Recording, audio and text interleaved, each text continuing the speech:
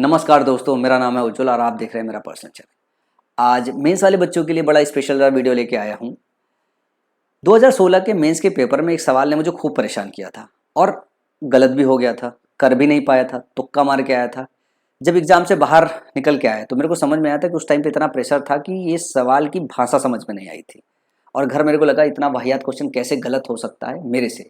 अगर मेरे जैसे बच्चे से इस तरीके के मैथ के क्वेश्चन गलत हो सकते हैं, मैं मानता हूँ 90% बच्चों की संभावना है जो इस बार जा रहे होंगे उनसे गड़बड़ी के चांसेस हो सकते हैं। तो मुझे लगा कि इस कंसेप्ट को मैं इतना क्लियर कर दूं कि अगर कोई बच्चा मेरे चैनल से गुजरा है तो इस तरीके का क्वेश्चन दिखाई दे तो उसे तो ऐसे लगे कि मेरे भाई नंबर पक्के हो गए। सबसे पहले तो आप ये क्वेश्चन पढ़ो। अगर ये क्वेश्चन आपको आता है, इसका कंसेप्ट आता है, इसकी भाषा समझ में आती है तो वीडियो को कर दो स्किप, और अगर नहीं आती है तो रुक के 20-22 मिनट पूरा वीडियो देख के जाओ। ये सवाल और इस पे बेस 3-4 सवाल मेंस में और आए हैं वो कवर करूंगा, साथ में प्रोपोर्शनलिटी का कंसेप्ट पूरा कवर करूंगा। 20-22 मिनट लगेगा। मेरे टेलीग्राम चैनल का लिंक होगा। सवाल बताने से पहले बता दूं, टेलीग्राम का चैनल है।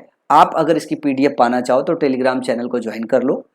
वहां पे क्लास के बाद या क्लास के पहले मैं पीडीएफ शेयर कर देता हूं। चलो इस क्वेश्चन को पहले देखते हैं, इसको पढ़ते हैं, समझते हैं, इसकी भाषा को समझते हैं, फिर इसको मैं आपको करना सिखाता हूं। सवाल क्या कह रहा है?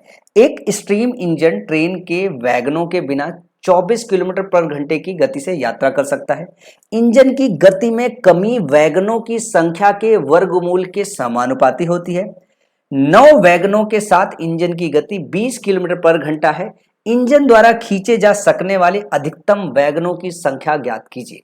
अंग्रेजी वाले बच्चों के लिए, a steam engine can travel at 24 kilometre per hour without the train wagons. The reduction in speed of engine is directly proportional to the square root of the number of wagons. With 9 wagons, the speed of engine is 20 km per hour. Find the number of maximum wagons which can pull by the engine. इस सवाल में अगर मैं बात करूं, जो समझने वाली बात है वो समझने वाली बात यह है कि अगर ये लाइन आप समझ गए, द रिडक्शन इन स्पीड, क्या बात हो रही है? The reduction in speed of engine is directly proportional to the square root of the number of the wagons. बस ये एक लाइन जो है समझनी है अंग्रेजी वाले बच्चों को यहां से, जो हिंदी वाले बच्चे हैं उनको यहां से समझनी है। इंजन की गति में कमी, इंजन की गति में कमी वैगनों की संख्या के वर्गमूल के समानुपाती होती है। इसको अगर मैथमेटिकल टर्म में अगर हम समझे, इसको मैथमेटिकल टर्म में कैसे समझ सकते हैं कि मान लो स्पीड v1 थी, मान लो स्पीड v1 थी, v1 से रिड्यूस होके v2 हो गई, v1 से रिड्यूस होके v2 हो गई, तो v1 माइनस v2 ये होगा आपका स्पीड का रिडक्शन। ये प्रोपोर्शनल है जो नंबर ऑफ वैगन है उसके अंडर रूट के। सवाल अब देखो, अगर ये बात आप इतनी सी लिख पाए, इतनी सी समझ पाए तो सवाल आपके लिए आसान हो जाएगा। सवाल क्या कह रहा है? सवाल कह रहा है एक स्टीम इंजन ट्रेन के वैगनों के बिना 24 किलोमीटर पर घंटे की गति से यात्रा कर सकती है। मतलब 24 किलोमीटर से जब वो यात्रा कर रही है तो उसके पास कोई वैगन नहीं लगा हुआ है, कोई बोगी नहीं लगी हुई है। लेकिन अगर वो 9 वैगन उसके अंदर जोड़ दिए जाते हैं तो उसकी जो स्पीड हो जाती है वो 20 हो जाती है। तो स्पीड का रिडक्शन कितना हो रहा है? 24 था जब कोई वैगन नहीं लगा था, 20 हो गया जब 9 वैगन लग गए। तो स्पीड का रिडक्शन कितना है? 24 माइनस 20। 4 का जो रिडक्शन है उस टाइम पे बोगी कितनी है? 9 है। ये प्रोपोर्शनल होगा अंडर रूट 9 के, अंडर रूट 9 के। या यूं कह दो जो 4 प्रोपोर्शनल होगा वो 3 के प्रोपोर्शनल होगा। अंडर रूट 9 का मतलब 3 का हो गया। जो 4 प्रोपोर्शनल होगा वो 3 के, लेकिन इसको ऐसे नहीं पढ़ते हैं। 4 स्पीड में रिडक्शन प्रोपोर्शनल होगा 3 के, और ये 3 का जब स्क्वायर करोगे तो नंबर ऑफ वैगन मिलेगा। सवाल पूछ रहा है कि इंजन द्वारा खींचे जा सकने वाले अधिकतम वैगनों की संख्या ज्ञात कीजिए। जब अधिकतम संख्या पूछे तो आप तो ये डिसाइड कर लो कि कितने वैगन जोड़ दें हम कि वो चल ही ना पाए, मतलब उसकी स्पीड 0 हो जाए, और उससे एक कम कर देंगे तो एक कम वैगन पे वो चल जाएगा। अब 24 अगर उसकी शुरुआती स्पीड थी, अगर हम स्पीड में 24 का रिडक्शन कर दें, 24 शुरुआती स्पीड थी, 24 अगर रिडक्शन कर दे तो वो तो चल ही नहीं पाएगी। 4 का स्पीड रिडक्शन करने पे प्रोपोर्शनल जो आ रही है वैल्यू वो 3 आ रही है। 24 का अगर रिडक्शन करना होगा तो 6 का दोनों साइड गुणा कर देंगे। जब 6 का गुणा करेंगे तो 24 का रिडक्शन जो होगा वो प्रोपोर्शनल होगा 6 18 के। जब 24 का रिडक्शन 18 के प्रोपोर्शनल होगा तो वैगन कितना रहा होगा? वैगन इसका स्क्वायर रहा होगा। 18 का स्क्वायर कितना होगा 324। तो 324 जब वैगन रहा होगा, इसका अंडर रूट लिया गया है 18 है, इतने में 24 का स्पीड रिड्यूस हो गया, मतलब ट्रेन अब चल ही नहीं रही है। एक वैगन कम कर दो, एक बोगी कम कर दो, 324 से अगर एक कम कर दोगे तो वो चल जाएगी। तो मैक्सिमम 323 वैगन के साथ, बोगी के साथ वो चल सकती है। तो सवाल का सही जवाब हो जाएगा ऑप्शन नंबर सी 323। एक सवाल जरा और करो, सेम इसी चीज पे है, सीजीएल मेंस का क्वेश्चन है। बिना किसी वैगन से जुड़ा इंजन 50 मील प्रति घंटे की गति से यात्रा कर सकता है। इसकी गति एक मात्रा से कम हो जाती है जो संलग्न वैगनों की संख्या के वर्गमूल के रूप में बदलती है। 36 वैगन संलग्न होने के साथ इसकी गति 32 मील प्रति घंटे है। यदि गति 20 मील प्रति घंटे से नीचे नहीं गिरनी है तो जोड़े जा सकने वाले वैगनों को अधिकतम संख्या ज्ञात कीजिए। An engine without any wagon attached to it can travel at 50 mile per hour. Its speed is diminished by a quantity which varies as the square root of the number of wagons attached.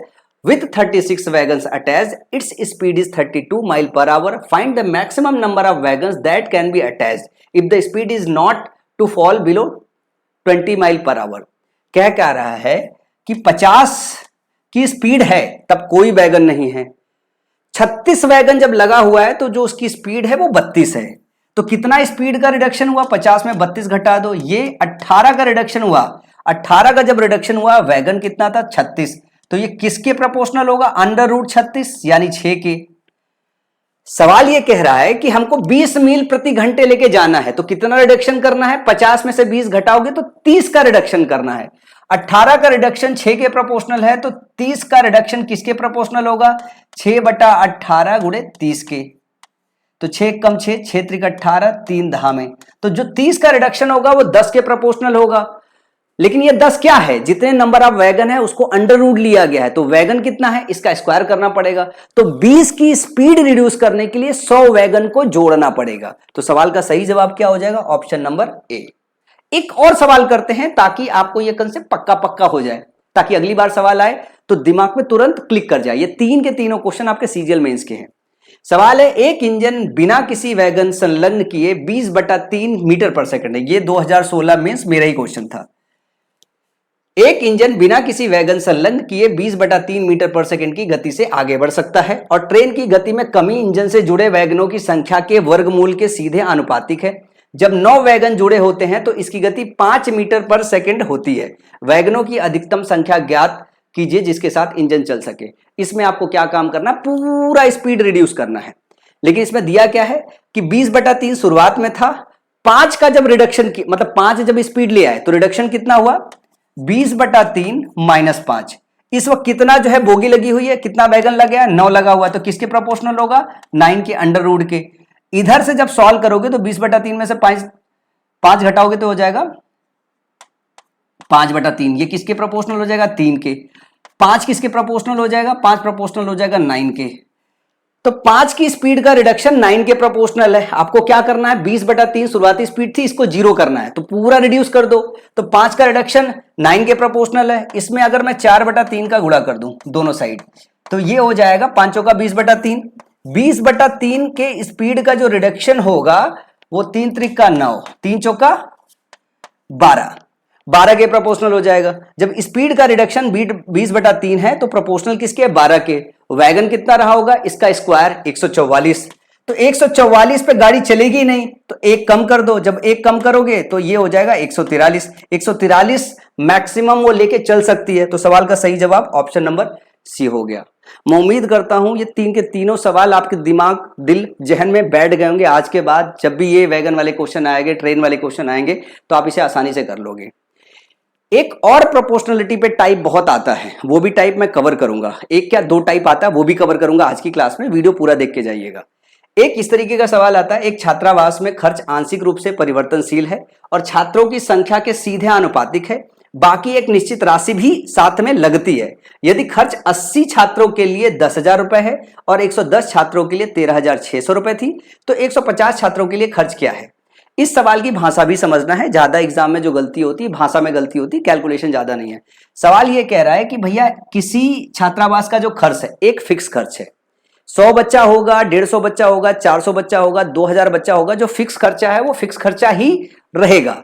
तो हमने मान लिया fix खर्चा B है, और हमने इसके अलावा एक और चीज मान ली कि हर बच्चा ए रुपए खर्च करता है या हर बच्चे पे ए रुपए का खर्च आता है, तो खर्च बच्चे के प्रोपोर्शनल है। तो पहला कंडीशन क्या कह रहा है, पहला कंडीशन कर रहा है कि 80 बच्चा है, एक बच्चे पे अगर ए रुपए का खर्च आ रहा है तो 80 बच्चे पे 80 ए का खर्च आ जाएगा। ये 80 ए का खर्च तो बच्चे पे आ रहा है, पर साथ में फिक्स खर्च भी है, तो ये फिक्स खर्च मैंने इसमें जोड़ दिया। ये दोनों मिला के क्या बोल रहा है, ये दोनों मिला के सवाल बोल रहा है कि ये वैल्यू 10,000 के बराबर है। हमने इसको 10,000 के बराबर कर दिया। फिर अगली बार में क्या बोल रहा है कि अगर बच्चा 110 हो जाए तो 110 ए इसका खर्च हो जाएगा बच्चों का, जो पर बच्चा खर्चा हो रहा है 80 पे 80 ए हो रहा था, और पर बच्चा अगर ए खर्च है तो 110 पे 110 ए हो जाएगा। लेकिन ये जो फिक्स खर्चा है ये तो फिक्स है, बदल नहीं रहा है। यही तो बात बोला गया कि एक फिक्स खर्चा है, वो फिक्स खर्चा हर केस में लगेगा। इसकी जो वैल्यू दी हुई है 13,600 दी हुई है, 13,600 दी हुई है। अब सवाल में क्या बताना है, सवाल बताना है कि 150 बच्चों पे क्या खर्चा आएगा। तो 150 पे जो खर्चा आएगा वो 150 ए प्लस बी आएगा। ये फिक्स तो लगेगा, एक बच्चे पे ए लग रहा है तो 150 पे 150 ए लग जाएगा। अब इसकी वैल्यू निकालनी है। मैं कहता हूं कि इसमें से ऊपर वाला घटा दो, जैसे घटाओगे तो आपकी 30 ए की वैल्यू आ जाएगी। कितनी आ जाएगी, 30 ए की वैल्यू आ जाएगी। 30 ए की वैल्यू अगर निकालेंगे तो 13,600 में से 10,000 घटा दो, 3600 आ जाएगा। कितना आ जाएगा, 3600 आ जाएगा। अगर आपको यह निकालना है, इसमें 5 से गुणा कर दो 150 हो जाएगा। 3600 में अगर 5 का गुणा करोगे 500, 500, 5 6 30, 5 से 15, 1800। इसकी जो वैल्यू हो जाएगी वो 18,000 आ जाएगी। यहाँ पे जीरो एक और है तो 1800, एक जीरो और बढ़ाओगे 18,000 आ जाएगी। अब अगर आप बी की वैल्यू निकाल दो और निकाल के इसमें जोड़ दो तो आपके सवाल का जवाब आ जाएगा। बी की वैल्यू आपको यहां से निकालनी पड़ेगी, बी की वैल्यू आपको यहां से निकालनी पड़ेगी। मेरी बैटरी थोड़ी वीक हो रही है पर कोई बात नहीं। इसमें अपन किसका गुणा करेंगे, इसमें अपन गुणा कर देंगे 11 का, और इसमें अपन गुणा कर देंगे 8 का और घटा देंगे, तो ये ए वाला सेक्शन कट जाएगा। ऊपर आ जाएगा 1,10,000, 1,10,000। नीचे क्या आ जाएगा, जरा ध्यान से देखो।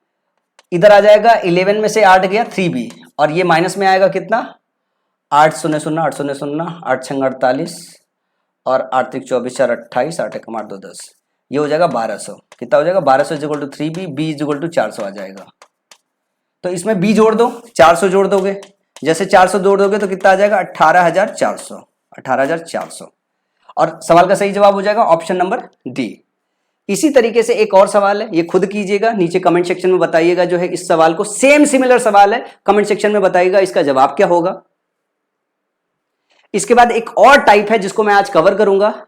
एक सवाल दिया हुआ है कि हीरे की कीमत उसके वजन के घन के साथ सीधे भिन्न होती है, मतलब सीधे भिन्न होती है। हीरे को 4 भागों में बांटा गया जिनका वजन 1 2 2 3 के अनुपात में है। एक हीरे की कीमत में 2340 रुपए का नुकसान हुआ है। हीरे की प्रारंभिक लागत ज्ञात कीजिए। सवाल है the cost of diamond varies directly with cube of its weight. अंग्रेजी वाला सेक्शन ध्यान दोगे तो प्राइस जो वेरी कर रहा है उसके वेट के क्यूब के प्रोपोर्शनल है। बोल रहा है जो डायमंड है वो 4 हिस्सों में टूट जाता है। पहला हिस्सा 1 है, दूसरा हिस्सा 2 है, फिर 2 है, फिर 3 है। जब कोई किसी चीज का वेट टूटता है तो वेट हमेशा कंजर्व रहता है, मास हमेशा कंजर्व रहता है। अगर हम इनको जोड़ दें कि 3 2 2 1 है तो शुरुआत में कितना रहा होगा, ये 3 पार्ट है, 2 पार्ट है, 2 पार्ट है, 1 पार्ट है, 3 2 5 2 7 1 8, तो शुरुआत में 8 पार्ट रहा होगा, तभी इस तरीके से टूटा होगा। सवाल क्या कह रहा है कि जो प्राइस है इनके वेट के क्यूब के प्रोपोर्शनल है। तो जो प्राइस शुरुआत में रहा होगा 8 का क्यूब कितना हो जाएगा 512, और जो टूटने के बाद पहला हिस्सा इसका प्राइस 1 रह जाएगा, दूसरे का 8 हो जाएगा, तीसरे का 8 हो जाएगा और चौथे का 27 हो जाएगा। जरा ध्यान से देखो, बाद में 8 8 16 1 17 27 16 44 यूनिट बाद में प्राइस है और शुरुआत में 512 प्राइस है। रिडक्शन कितना हुआ, रिडक्शन देखोगे तो 468 का हो गया। ये 468 का जो रिडक्शन है ये वैल्यू दिया हुआ है सवाल में 2340। जब ये 2340 दिया हुआ है तो ध्यान से देखोगे ये 2 से कट जाएगा, 1 की वैल्यू जो है 5 आ जाएगी और 512 की वैल्यू इसमें 5 से गुणा कर दो। प्रारंभिक कीमत पूछा है 5 दूना 10, 5 एकम 5 1 6, 5 5 25, 25 60 इसकी वैल्यू हो जाएगी। सवाल ऑप्शन ये होगा। जरा ध्यान से देखो, एकदम सिमिलर सवाल है। ये सवाल नीचे कमेंट सेक्शन में करके बता सकते हो, कहो तो मैं यहीं पे सॉल्व करा दूं, वैसे इसे सॉल्व करा देता हूं। इसके बाद का क्वेश्चन है, जरा स्क्रीनशॉट ले लो, इसको नीचे कमेंट सेक्शन में लिख के बताना। एकदम सिमिलर सवाल है कि इसका जवाब क्या होगा। ये वाला सवाल मैं करा देता हूं क्योंकि मेरी बैटरी लो है, हो सकता है वीडियो किसी वक्त बंद हो जाए। लिया हुआ एक संगमरमर 5 बराबर भागों में टूट जाता है, मतलब पहला पार्ट 1 है, दूसरा 1 है, तीसरा 1 है, चौथा 1 है, पांचवा 1 है। 5 पार्ट में टूट जाता है, मतलब शुरुआत में कितना रहा होगा, 5 पार्ट रहा होगा। क्या बोल रहा है, marble broke into 5 equal part, the price of marble is directly proportional to its cubic weight, मतलब जो प्राइस है वेट के क्यूब के प्रोपोर्शनल है। तो पहले 125 रहा होगा, इसका 1 रहा होगा, इसका 1 रहा होगा, इसका 1 रहा होगा, इसका 1 रहा होगा, इसका 1 रहा होगा। शुरू में जो है 125 रहा होगा, बाद में सबका मिला के सिर्फ 5 बचा होगा। कितने का रिडक्शन है पूछ रहा है, जो रिडक्शन लाभ या हानि हुआ वो परसेंटेज में बताओ। तो शुरुआत में प्राइस 125 थी, बाद में 5 बची हुई है, तो रिडक्शन कितना हो गया, 120 का हो गया। कितने पे हुआ, 125 पे हो गया। 100 का गुणा कर दो, 25 चौका 100, 25 पंचे, फिर 5 दूनी 5 चौका 24 चौका 96%। 96% का रिडक्शन है, 96% का रिडक्शन है। ये सवाल है, जरा नीचे कमेंट सेक्शन में करके बताना, ये आपके लिए होमवर्क है। कौन सा सवाल है, ये वाला सवाल है। एक सोना 3 भागों में टूट गया है, 3 भागों के भार का अनुपात 3, 4, 5 है, ठीक है। सोने की कीमत सीधे उनके वर्ग भार के समानुपाती होती है। यदि सोना तोड़ने पर 23500 रुपए का नुकसान होता है तो सोने की शुरुआती कीमत क्या थी। अच्छा, मैं इसको बताता हूं, अगर बैटरी खत्म हो गई तो नीचे कमेंट सेक्शन में बता देना। सवाल फिर से वही कह रहा है कि यहां जो प्राइस है, इनके जो वेट है इसके स्क्वायर के प्रोपोर्शनल है। यहां पे क्यूब के नहीं है, स्क्वायर के प्रोपोर्शनल है। पहला पार्ट 3 में टूटता है, दूसरा 4 में, तीसरा 5 में टूटता है, तो टोटल कितना रहा होगा, 5, 4, 9, 3, 12 रहा होगा। जो प्राइस होगा इसके वर्ग के प्रोपोर्शनल था तो 144 रहा होगा, ये 9 रहा होगा, ये 16 रहा होगा, ये 25 रहा होगा। ध्यान से देखो, 16, 9, 25, 25, 50, पहले 114 था, बाद में 50 बचा है, तो प्राइस में कितने का रिडक्शन हुआ है, 94 का रिडक्शन हुआ है। ये 94 की जो वैल्यू है दिया हुआ है 23500, 47 दूनी 47 पंचे 500, एक की वैल्यू आ गई 250। तो पूछा है प्रारंभिक कीमत क्या थी, प्रारंभिक कीमत 144 थी। 144 में 250 का गुणा करोगे तो ये जगह 0, 25 चौका 100, 25 चौका 100, 110, 25 से कम 25, 36। शुरुआती कीमत क्या रही होगी, 36,000 रही होगी। मेरे बैटरी कटने से पहले मैंने इस सवाल का सलूशन बता दिया, और उम्मीद करता हूं जो है कि ये जो कंसेप्ट है आप अच्छे से समझ पाए होंगे। अगर किसी को समझने में थोड़ा दिक्कत हो रही हो, मतलब किसी की स्पीड अगर स्लो हो, बेसिक बैच वाला कोई बच्चा हो, तो मैंने 2 बैचेज स्टार्ट किए। एक सीजीएल मेंस की तैयारी करा रहा हूं मैं, 100 रुपए फीस ले रहा हूं। 100 रुपए की फीस में जो है मैं पूरा सीजीएल मेंस की तैयारी कराने वाला हूं। और अगर आप एडमिशन लेने के बाद आपको लगता है आप गलती से एडमिशन ले लिए हो, तो आपको बस सिर्फ मैसेज ड्रॉप करना है कि सर मेरे पैसे वापस कर दो। बगैर कोई क्वेश्चन पूछे मैं मेंस के बच्चों का पैसे इमीडिएटली वापस कर दूंगा। वैसे अभी तक किसी ने मांगा नहीं है। आप आओ, अगर आपको लगता है मेंस बैच में पढ़ने में कि आपको आपका पैसा वापस चाहिए, 2-4 चैप्टर पढ़ो और उसके बाद मैसेज कर लेना। मैंने तो ये तक बोला है पूरा बैच पढ़ डालो, एग्जाम दे के आ जाओ, उसके बाद फीस मेरे से मांग लेना, मैं कोई क्वेश्चन पूछूंगा नहीं। 100 रुपए का फीस है यार, सिंपली मेंस की तैयारी कर सकते हो। तो ऐसे बढ़िया बढ़िया कंसेप्ट सीखने के लिए जो है, एक तो इस चैनल पे बने रहो, और दूसरा मेंस की तैयारी अगर कर रहे हो और चाहते हो कि इस तरीके के कंसेप्ट हर चैप्टर में हर जगह अप्लाई कर पाओ, ताकि एग्जाम में आप सबसे कम समय में अपने मैथ में 100% स्कोर कर पाओ, तो मेरे मेंस बैच के साथ जोड़ो। अभी इस वीडियो में इतना ही। अगली वीडियो में एक स्पेशल सा और ऑसम सा कंसेप्ट लेके आऊंगा। मेरी हर वीडियो इसी तरीके से लाजवाब वीडियो होगी और कुछ स्पेशल करूंगा। तब तक के लिए अपना ख्याल रखिए और मेरे साथ बने रहिए।